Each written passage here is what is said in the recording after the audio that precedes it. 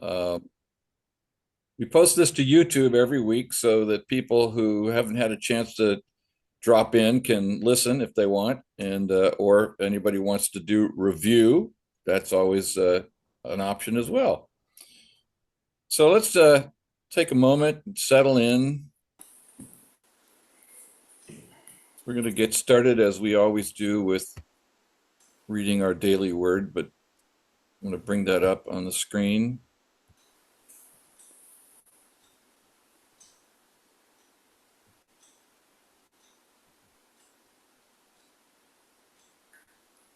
Who would be willing to read today's daily word? I'll read it. Thank you, Hi, Janet. I'm Janet, and the title is Freedom. Spiritual living is my path to freedom. Looking back over the years, I remember the ways I have felt less than free. Maybe I felt limited because of my background or personal history, my education or career, or because of things others believed about me. Without even realizing, I may have taken on a limited view of myself and what was possible for my life. But discovering the truth of myself as a spiritual being, a beloved child of God, has healed my heart and freed my soul. My life circumstances are only part of my story. I am so much more than the sum total of my experiences. My freedom lies in God and in my understanding of myself as divine. As I grow in confidence, realizing I can change my life through the power of my thoughts, I grow more free. And the Bible verse, Psalm 119:45, I shall walk at liberty, for I have sought your precepts. Amen. Amen. Thank you, Janet. Spiritual living is my path to freedom. Spiritual living is my path to freedom. Let's affirm that together. Spiritual living is my is path My path to to freedom. to Freedom. freedom. Ah, beautiful. So, welcome to Kathleen and anybody else who may be here for the first time.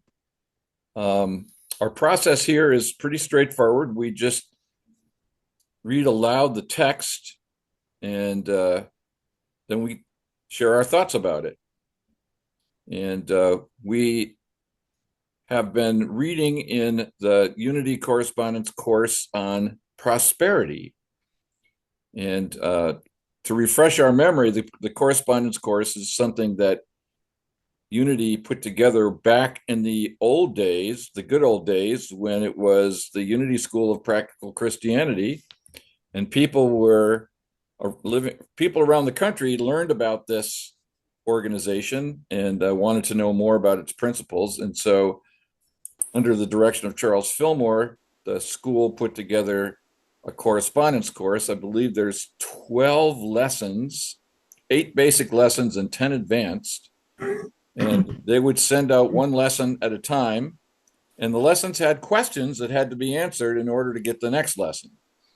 And so what we find as the way Mark Hicks has put this together for us is that each section heading that we read has essentially the question. This is one of the questions on the correspondence course questionnaire that people would have received with the prosperity lesson. And so we have this is like a little bit like we have the teacher's manual here, and we can read the questions. We can read where the answers might be to the questions. So we started with this at the end of our course last week, end of our time together last week, and we all agreed that there was a whole bunch of stuff in here that we might want to restart today's conversation with revisiting this paragraph. So who would like to read for us? Who would like to be our lector? I can read. All right, This thank is you. Sandy. Okay. God and substance. Explain the meaning of the scripture. Seek ye first his kingdom, and his righteousness, and all these things shall be added unto you. Matthew 6:33. Number 10. An understanding of God as substance forms the foundation of true spiritual prosperity. Those who know God in this manner have an assurance of unfailing supply.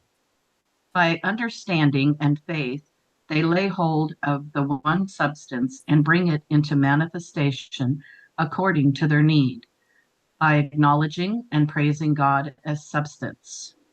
The mind is open to ideas inhering in substance, which then flow into consciousness as a great stream of bounty. This explains why Jesus said, "Seek ye first his kingdom and his righteousness, and all these things shall be added unto you." Matthew 6:33. He knew the one source of supply, and he lived constantly in the consciousness of it, and he was pointing it out to man. It also explains why he said, "Lay up for yourselves treasures in heaven." Matthew 6:20. The inexhaustible source of mind essence or substance is available at all times and in all places to those who have learned to lay hold of it consciously. Thus, they build a consciousness of rich ideas, which is true prosperity. Then there's sub footnotes. Number 1, by acknowledging and praising God as substance, metaphysically, praise is the quality of mind that eulogizes the good, one of the avenues through which spirituality expresses. Number 2, the mind is open to ideas inhering in substance. The mind is the seat of perception of the things we see, hear, and feel. It is through the mind that we see the beauties of the earth and sky, of music, of art, in fact, of everything. That silent shuttle of thought working in and out through cell and nerve weaves into one harmonious whole the myriad moods of mind, and we call it life. And number 3, which then flow into consciousness. Consciousness is the knowledge of realization of any idea, object, or condition, the sum total of all ideas accumulated in and affecting our present being. The composite of ideas, thoughts, emotions, sensation, and knowledge that makes up the conscious, subconscious, and super subconscious phases of mind. It includes all that we are, spirit, soul, and body. It is very important to understand the importance of our consciousness in spiritual growth. Divine ideas must be incorporated into our consciousness before they can mean anything to us. An intellectual concept does not suffice. To be satisfied with an intellectual understanding leaves us subject to sin, sickness, poverty, and death. To assure continuity of spirit, soul, and body as a whole, we must ever seek to incorporate divine ideas into our mind. And number 4, as a great stream of bounty, through an inherent law of mind action, we increase whatever we praise. The whole creation responds to praise and is glad. Animals and children quickly respond to praise. One can praise a weak body into strength, a fearful heart into peace and trust, shattered nerves into poise and power, a failing business into prosperity and success, want and insufficiency into supply and support. Thanks, Sandy, for taking on that lengthy reading. Just again to remind everybody, the when you see this word, as we do here, RW, that's from the Revealing Word. Charles Fillmore, part of Charles Fillmore's metaphysical dictionaries. And anybody who wants to follow up on this can just click this link, because the entire revealing text of the revealing word is on the Truth Unity website, as is this text that we're reading. Okay, so last week we read this, and I think, Janet, it was you, or maybe it was someone else, who said there's awful lot here, and so let's just open this up for observation, conversation, question, insight.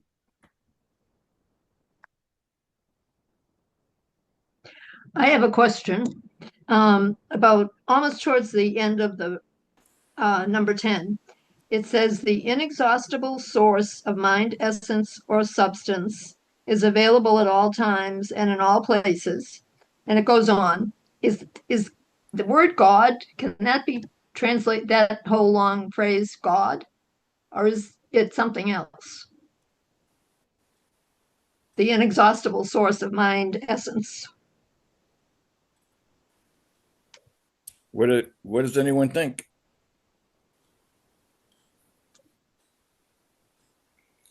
Sounds like God. I mean, I don't know. And if it isn't God, what else could it be? That's why I was confused. Remember what it I says here at the assumed it was top? God. Yeah. So it says an understanding of God as substance, and then down here we're talking about mind, essence, or substance. So it's God. God's available at all times in all places, and I'm learning how to connect to that. okay, because it's always with us. Mm-hmm. I think Fillmore was just trying to give us synonyms, so that we would have a greater expansion and understanding of God, rather than just, I don't know what forms to mind when somebody says God, but something forms to mind. So I think he's trying to expand our consciousness of what God is.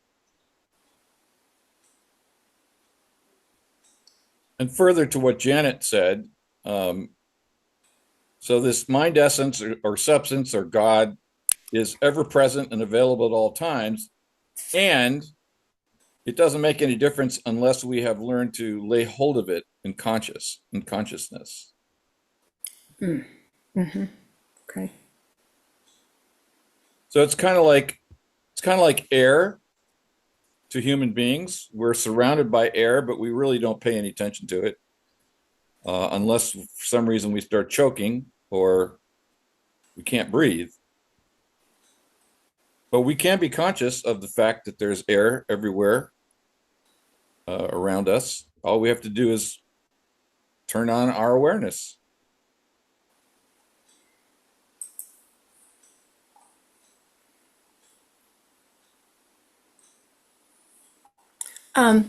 Marty, Yeah. when I think of God in this way, and I do, I think of physics. I think of I haven't thought about this for a while, but there's something about people that you lose, and where they go, where they, for some people, reappear. Anyway, I can't put it into words. Sorry. I'll think about it some more. Okay. Take your time. Mm-hmm.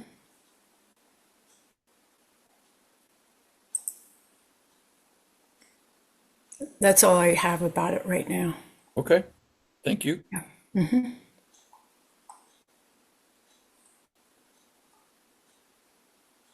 I think last week, the reason we wanted to bring it up again was because we all were thinking about it and kind of got intertwined. I kept going back to Number two, the footnote about the mind being open to ideas inhering in substance. It I I thought I was aware of some things, but there's a saying about you don't know what you don't know till you know it. And and it is a matter of trusting, I think, the awareness that sometimes I just have to sit in it. Whatever it is, I just have to sit with it and take my time, and um, it's difficult to to not get distracted. Yeah.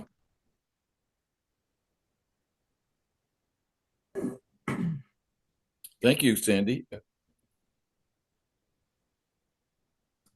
Good morning, Bella.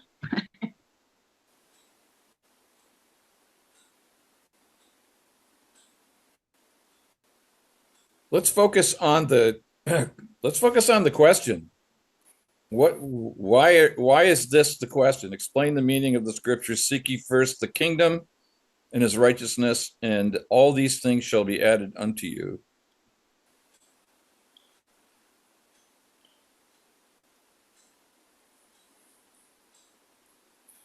If you were answering this question as a Unity correspondent course student back in the day,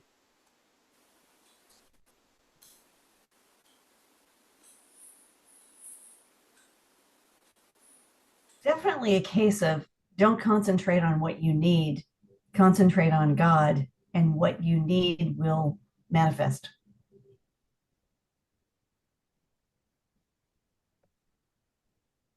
does that remind anybody of anything else that we use here in this work? Sounds like affirmations to me. Okay.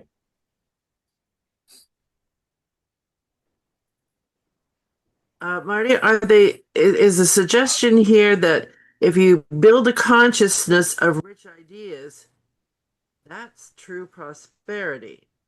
Then you don't worry about the rest being added on because that's sort of automatic.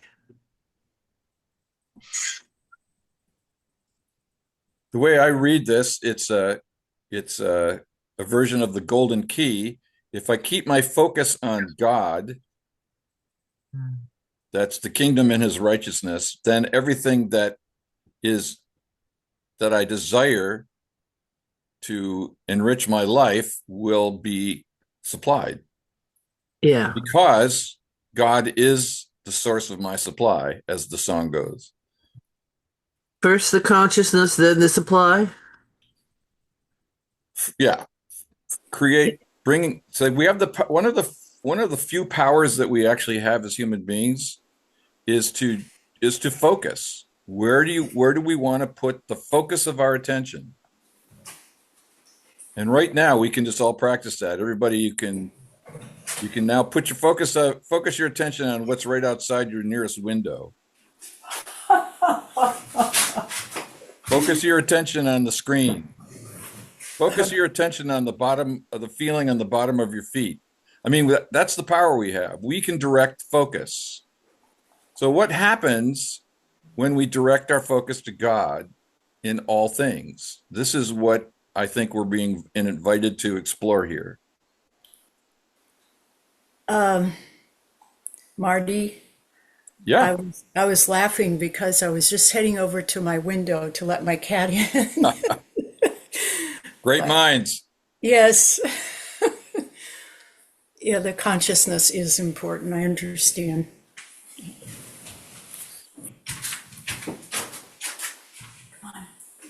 Well, we all have consciousness. In fact, there was that thing here that Sandy read in the third note here about there's the conscious, the subconscious, and the superconscious. So there's the part of our mind that we're not in focus.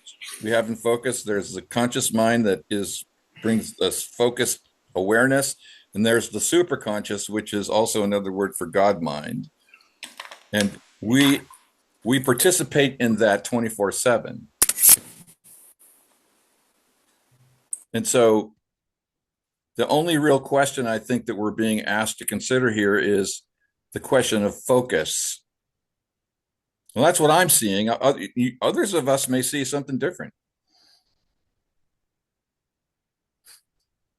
Marty, where does Christ consciousness fit into this? This is that the kingdom? Is that the righteousness? Is it both? I think that I understand it's God mind, the superconscious. Okay, that's the same as Christ consciousness. Yeah, that's Okay. my understanding. Again, others may have a different insight.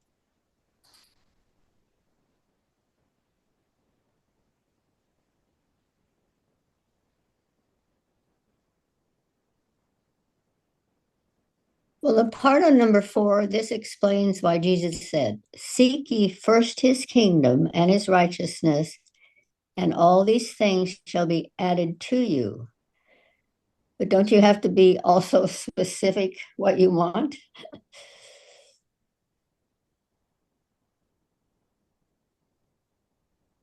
Yeah, it does. Yeah, it doesn't preclude that the way this is the way I read this.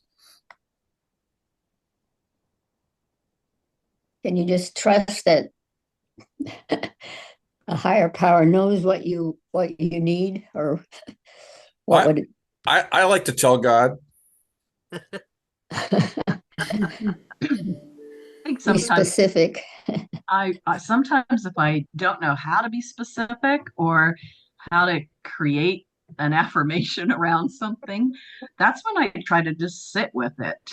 And I focus in prayer just to say, okay, what's in store for me through this, and open me up and help me think this through. And I just sitting with it and not thinking about the chores of the day and getting all distracted, but just to sometimes I don't even focus on a specific thing. We watched an arborist trim our tree out front, and I had a completely different idea in mind. And it's very nerve wracking to trust somebody when they're up in a tree with chainsaws and ropes and I'm like, okay. And I found myself pacing, so I didn't necessarily sit with it. But now a few weeks later, to see how it's unfolded, and he came by to see what the end result was. And I think that's what I look for too quickly sometimes. I always want to figure out, oh, I think I know what the end result should be. But because he was trained as an arborist, he knew which things to take care of. And I struggle with that trust sometimes, to just trust God to let me sit with it and deal with it so that it takes it off of my shoulders. Hmm. I think many months ago, Marty mentioned a Chinese Taoist phrase called Wu Wei, which, when I learned it, translated to creative inaction. Oh. active non-action.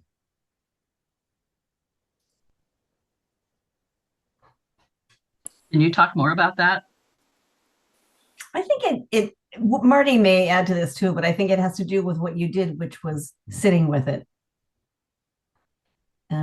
Instead of reacting to your impulse to control the outcome right now. But that's so hard to just trust. I sometimes, when listening to what all of you are saying, in the course of many things, both technical solutions in my job and the issues that come up in life, when suddenly something comes up that I need to get solved, I just sort of say, okay, I'm going to put that on the shelf. I just put it aside, put it on the shelf. I don't think about it anymore. And then all of a sudden, when I'm doing something else, the solution comes to me. It just pops.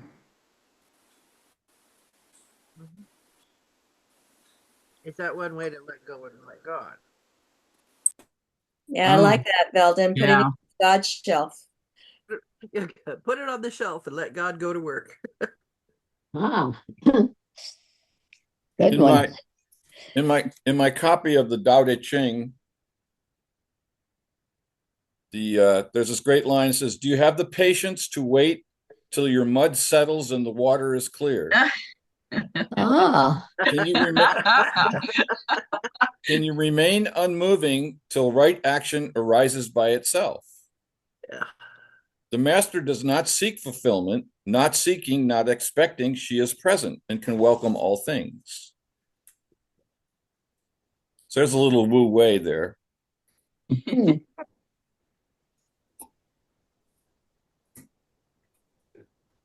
Now the Taoists don't have a concept as we do of God mind or substance or whatever, but you can see the equivalence. Right.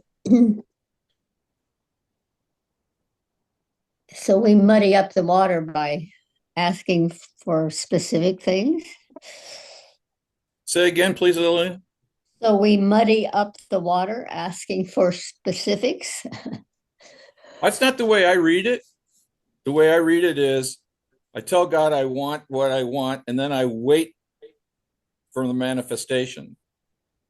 Well, that's what I meant. You don't keep asking and, keep stirring the water by keep asking. Yeah.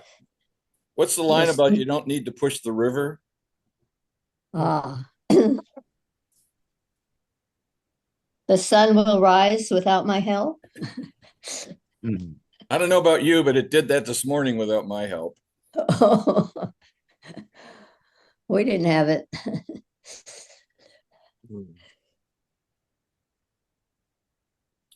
Okay, anything else on this before we move on? I have a question about what connects to this positive thinking, positive affirmation. In number 4, it talks about one can praise, and it goes into a list of all the negative into the positive. So each phrase has 2 words in it. Are we supposed to praise? I praise my healthy body, even if it's not, and I praise my strong heart, even if it's not? Or do you pray to have the part or the thing healed? Are you praying for, please heal my damaged heart, or thank you for my healthy heart? This is about, there's something here about the negative and the positive that I'm missing. I have an affirmation that pops up on my computer every day that says, pray from the other side of the problem, Hmm. which is praising your healthy heart. And is the word praising in this context thanking? Thank you for my healthy heart. Thank you for my strong nervous system. Thank you. Is that the kind of praying to do a thank you prayer? Mhm. I think so. I call it speaking the truth in advance. Good. Oh, okay. That's very nice, Della. That's very good. Yes, very nice.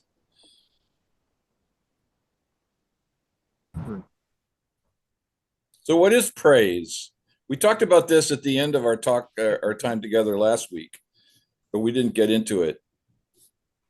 And you might recall, I mentioned that part of the way Myrtle Fillmore healed, she and God healed her, quote, tuberculosis, end quote, is she praised the health of her the body cells.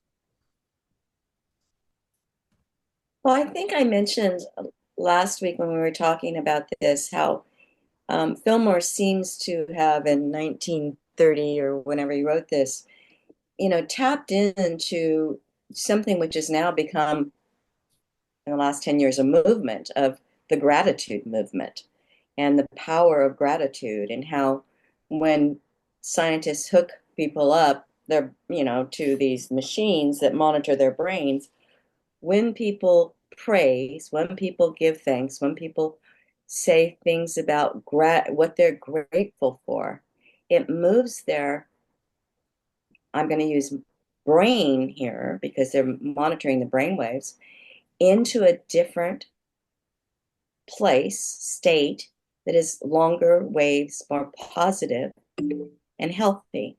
And so, you can feel it in your body when you praise and do gratitude. But I think it's just, my point is that Fillmore reached back in time to that point in the Bible where this is said and really got it and talked about it. And now science is proving it, which I don't know, that both sides of my brain love that. I'm reminded once again of our dear Myrtle. She said, I am a child of God, which is an affirmation of the truly perfect nature of her being. She said, and therefore I do not inherit sickness. I note that she did not say, heal my tuberculosis.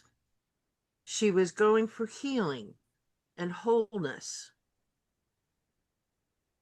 That's what I like about her. And that's what she praised Yes. in her body. Yes. She affirmed the true nature of her body, which was her relationship to God as a child of God.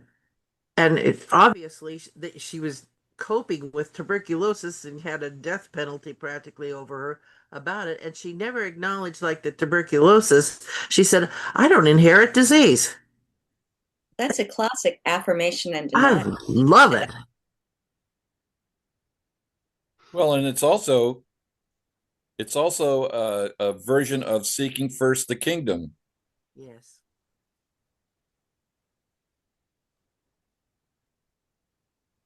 She's my favorite. Cool. Thanks, Diane.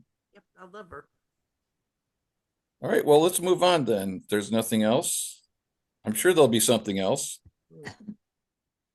Consciousness and substance. Who would be willing to read?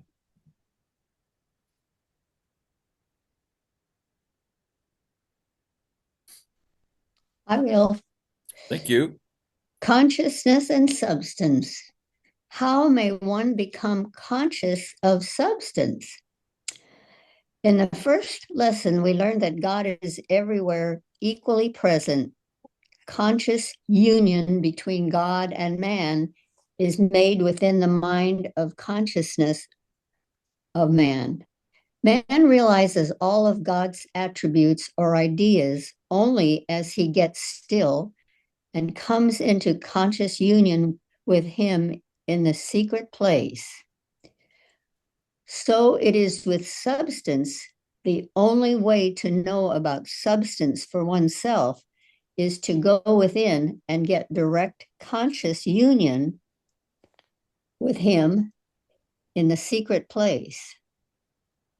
Oh, well, no, I things move around. So it is with substance. The only way to know about substance for oneself is to go within and get direct conscious union with it by affirming its presence, its reality, its power, and the possibilities that it contains for man.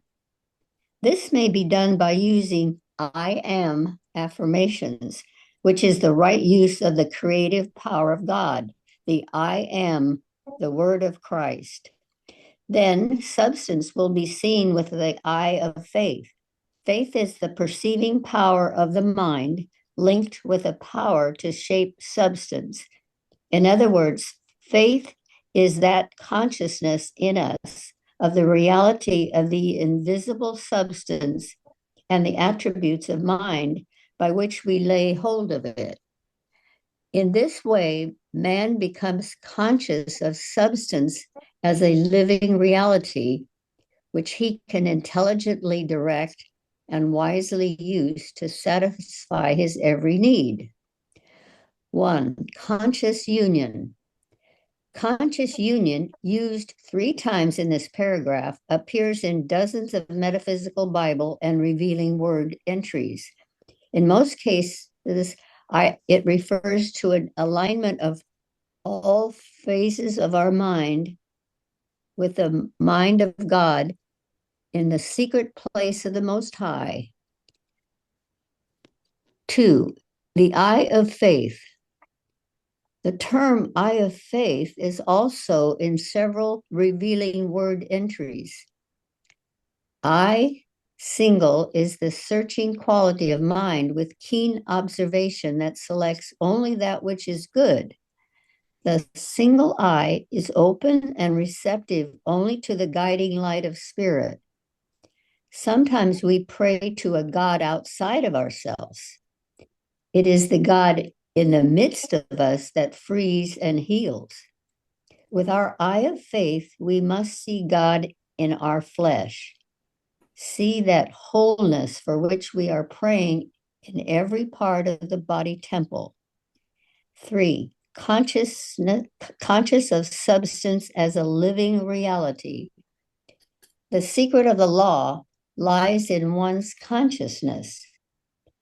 Our life consists not in the abundance of all things we possess, but in the consciousness of that which we have. Thanks, Lillian. Any thoughts about this question of consciousness and substance? How may we become conscious of substance?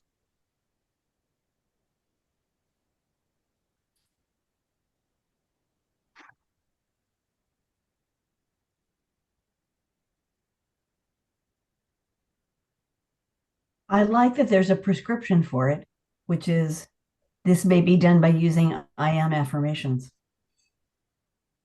and being still.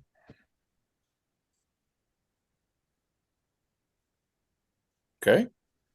Well, it also says that you come into conscious union with Him, meaning God, in a secret place, which to me is the place of meditation. And stillness. Yes.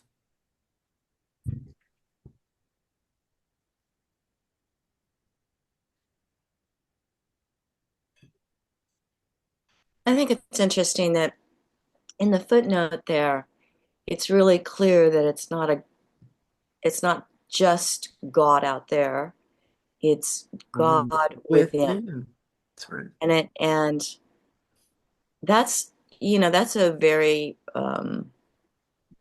important thing to remember and hard to do because some of us were raised in places in churches where there was an out there God that you prayed to, as opposed to the God within and all around and out there. And it's interesting. I think I think unity is struggling right now in a bit, right? Of today, because it might be leaning a lot towards the God within and not the balance of the God within and the without. But it is a struggle to kind of remember that when you go into meditation, that you're not going up and out, you're going in and within and around. So it's unique. It was unique when I found unity, and it was a learning experience for me to understand this within God.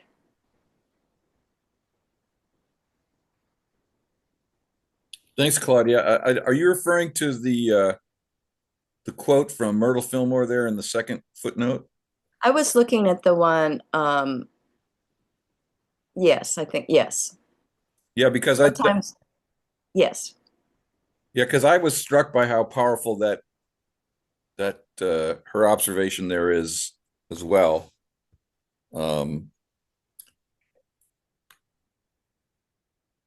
Yes, that's it. Just parenthetically, when I read this, I just get a real sense of Myrtle Fillmore as a person and her compassion. Sometimes we pray to a God outside of ourselves. That's kind of what you were referring to. Many of us were trained to do that. And she was raised a Methodist. I'm sure the Methodists are trained to do that. And but it is the God in the midst of us that frees and heals. And with our eye of faith, we must see God in our flesh, in our bodies. And that's I don't know if that's what you're referring to as the difficulty of looking within, because what's inside of us physically is all of our organs and uh, the network of nerves and blood circulation and so forth. And it's like, oh, there's God there. Well, it's that Christ consciousness. Would You say again, know, please. it's the Christ Right. consciousness that is that I'm that I I'm going to say sometimes I still default to the outside God, but it's the Christ consciousness within that, he put it up there above, the higher consciousness and the subconscious mind and the conscious mind and all of that connecting together in within oneself.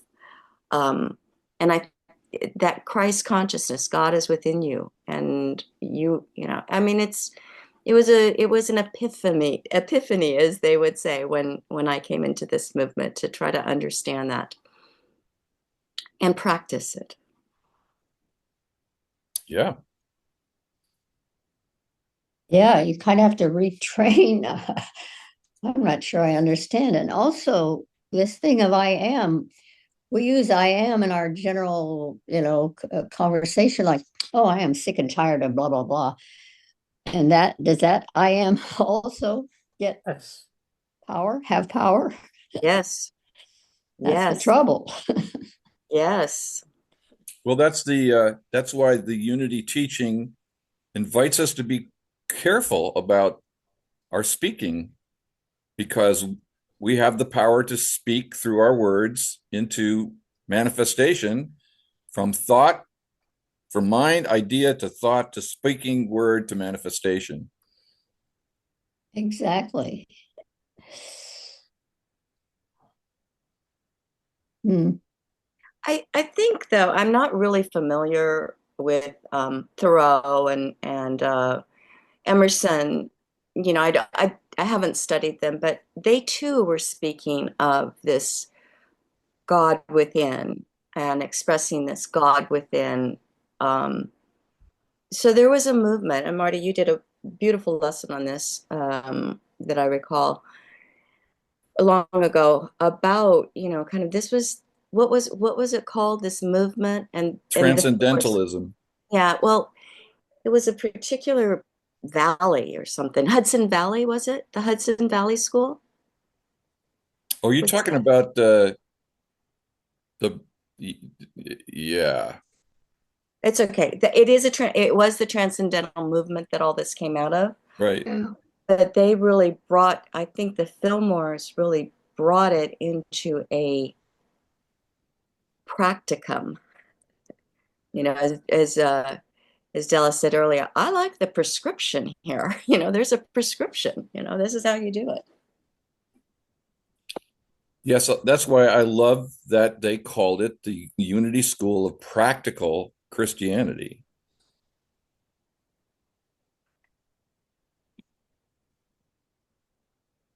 I think that Emerson had very much the language and the teaching about the God within, and Thoreau, as his student, took that and decided he needed to take some action. So he was always getting into messes because he was listening to Emerson, but doing what he thought was right. And it things that I've read said that unity evolved out of taking both of those perspectives and trying to make language that both are true, that the inner God is working, but they're also in personality or in soul of the individual is going to then be the one to step out and say something or do something. And I think that's what Myrtle was always talking about maybe not physically doing something, but talking about it being done, whatever it was that she was praying for or about. So it's a little tricky for me, but I got it. I mean, I read a lot about, I've read about both of Emerson and Thoreau, and I didn't really see that connection of one thinking and putting the ideal out there, and then Thoreau saying, "Okay, here we go." I'm confused too by the last sentence in number 11. In this way, man becomes conscious of substance. So God, as a living reality, God, right, Christ consciousness, which he can intelligently direct and wisely use to satisfy his every need. Aren't we told in other places not to be directing God and waiting for outcomes? We're supposed to believe we have everything we need and wait. Does that, or does right after the little number 3, does the he there mean God? It just doesn't have a capital H. Who is doing The man, who's satisfying all the needs? The man or the substance? Well, man is the subject of this sentence. Yeah. So, And substance is the living reality. right. Yeah. But does man have the ability to intelligently direct and wisely use to satisfy his every need? I don't. One of our principles is that we create our world with our thoughts. Yeah. So we can intelligently and wisely use and satisfy that, or we can do it unintelligently and unwisely. So Janet, So his every need is not a physical action. It's an affirmation, or it's a statement we're made. This doesn't turn man into the director of what God's doing. well, it's kind of interesting because, when when we first started in Unity, many of us, we take these classes on manifestation, and they'd say, if you want to prove this, just manifest a parking space. So you are directing, like, okay, I want a parking space. I need a parking space. And, it still works to this day. Maybe that's just, I love maybe that one. that's just like learning to trust, or maybe that's just like learning that 1 + 1 is 2. And then there's this whole other world of application of that consciousness once you've got the baby steps. And then the other thing is that, I can be very directive about what I want in my life, and I am. However, I also try to remember to say this, God, or something better. So I leave that door open so I'm not so directive that I don't allow that space for the divine to work. But at least it's out there. I want health, or I want happiness, or whatever. You don't need to listen to my affirmations, but that's what I'm saying, is that you leave the door open. You just lay out your desire, your heart's desire, and it'll move in that direction. God will move in that direction. Consciousness will move in that direction. Substance, I don't know. It's all interchangeable sometimes. And Claudia, to follow on what you're saying, us trying to direct God would say, I want that parking space, which may or may not happen. I think I thank you for the parking space is a different approach. Yes, well, I always thank, but I don't want that parking space. I want the parking space in that block. So I'm open and then thankful. So yes. So am I okay to keep maintaining a prayer list for people who ask me for prayer for sometimes a long story? And I just put their name down, and I put usually their first name. And I do not dictate for God what this prayer is all about. I just put names on a list. Is that sufficient praying for someone else, or is it supposed to be more specific? No, that's well, Marty can speak to this better than I because he's been in silent unity, but that's what silent unity would do. And that is just the name and, I don't know, health. The name, God figures out what they need. That's sort of what I came to the prosperity. conclusion. I agree. Yeah, their name and prosperity, their name and harmony. But don't try outlining it and don't dig in too deep about because their hip is hurting and they're probably going to have surgery. So we really want to make sure they come through that surgery okay, you know. Right.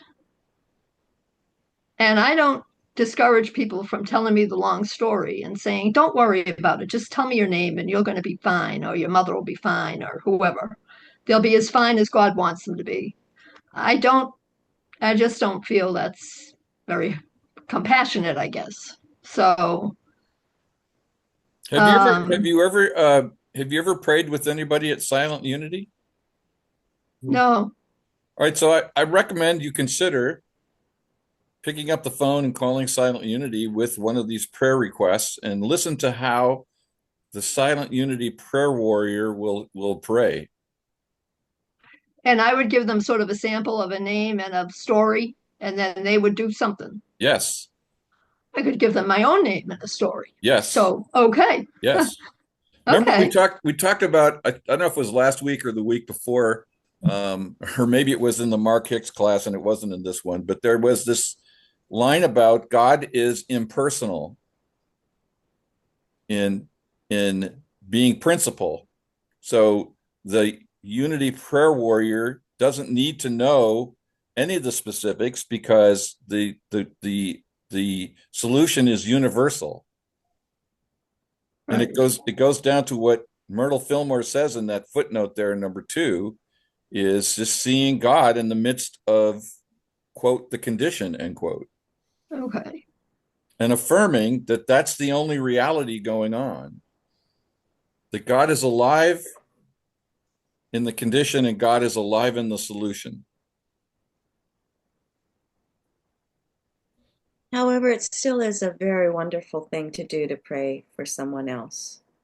Um, even even though, as Myrtle says, God is within them, when you what May Rowland said was when you pray, you're lifting your consciousness up to its highest consciousness level and reaching out to them at their highest consciousness level if they're receptive to receiving it.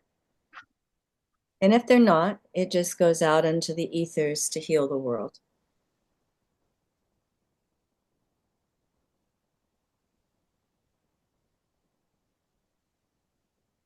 Anything else on this paragraph? We just have a couple minutes left of our time together. So maybe hear from somebody who hasn't had a chance to share yet.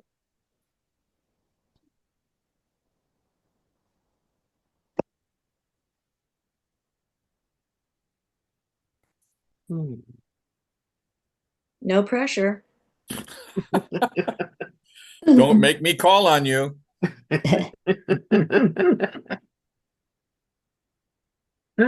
Kevin.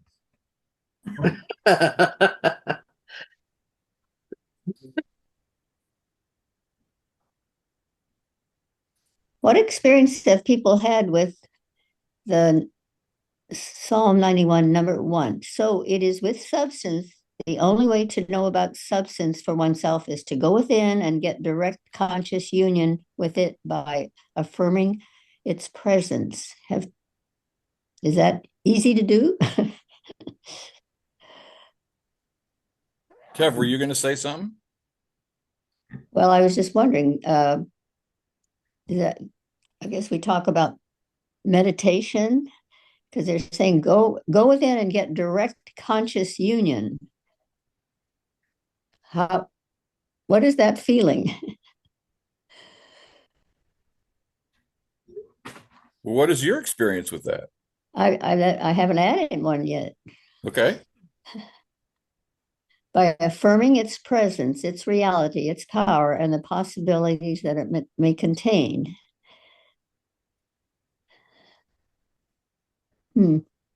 So you want to experience that?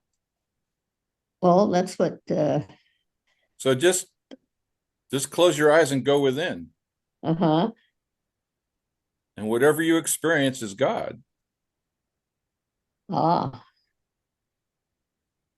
Can I share a little bit? Please go ahead, Leo. Thank you, Marty. I'm making a new fence for my area here, and I'm just DUI, you say, huh? And I'm welding. I'm not good at it, but every now and then I think about substance. I say, hold on, we're there, and it goes effortlessly. And I after the welding, you have to text to get the slag off. I say, huh? What happened here? Because when I concentrate my mind on welding, all things go wrong. But if I keep my mind off and just trust that it is all substance and an intent to make something, it goes smoothly. Thank you. That sounds like a state of flow.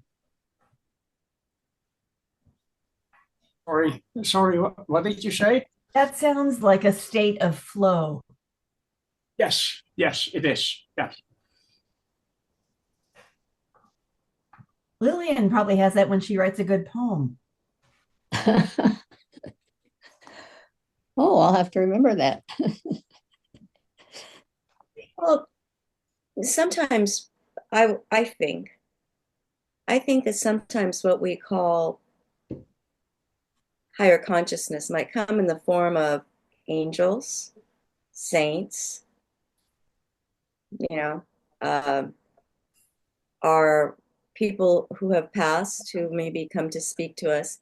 It's that it can be that feeling that comes in that's a knowingness, and you don't know necessarily where it's from, but it's a knowingness. It's bigger than you physically. It's, as Della said, it's flow.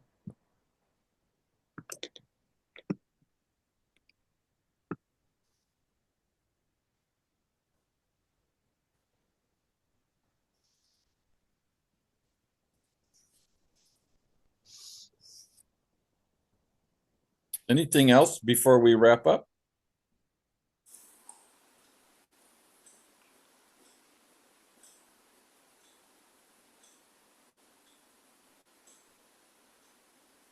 Well, as always, I'd like to thank everybody for coming and sharing your wisdom and your love with each other, and our love for God, and for letting God manifest through us, for the commitment to the I am principle in each of us. And we'll be doing this next Sunday, same place, same time, same bat channel. So let's close by saying our prayer for protection together. The light of God surrounds surrounds us. The love of God enfolds enfolds us. us.